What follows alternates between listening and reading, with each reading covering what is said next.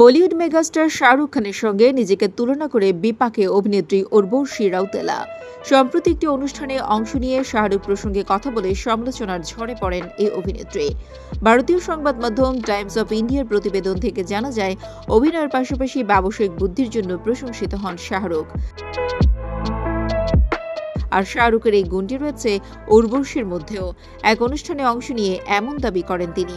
বলেন, উর্বশী নিজের মধ্যেই সবসময় নিমজ্জিত থাকে, আর এ কারণে সিনেমার প্রচারণাতে বেশি সময় দেয়। আর আপনি যদি আমার সিনেমার প্রচারণার কৌশল প্রশংসা করতে চান, তবে সেরা শাহরুখের পরই আমার নাম বলতে পারেন।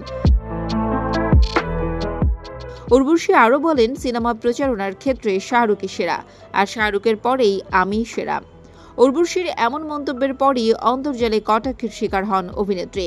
একজন লেখেন, উর্বশী খুবই অদ্ভুত, কিন্তু তার কথাবার্তার মধ্যে আত্মবিশ্বাস রয়েছে। আরেকজন লেখেন, তাও ভালো, উর্বশী অন্তত নিজেকে শাহরুখের আগে রাখেননি। কোনো বিষয় তো নিজেকে তিনি দ্বিতীয় নম্বরে রাখলেন, না হলে তো নিজেকেই সবসময় শীর্ষে রাখেন। প্রসঙ্গত, ব্যবসা নিরিখে 2025-এর সেরা সিনেমা ডাকু মহারাজ। এই সিনেমার জন্য IMDb-তে 1 নম্বর তারকা উর্বশী। নেটিজেনদের কটাক্ষের বিষয়ে এই অভিনেত্রী বলেন, আমি মন্তব্য খুব একটা বেশি দেখি না, কারণ নেতিবাচক মন্তব্য মনে খুব খারাপ প্রভাব ফেলে।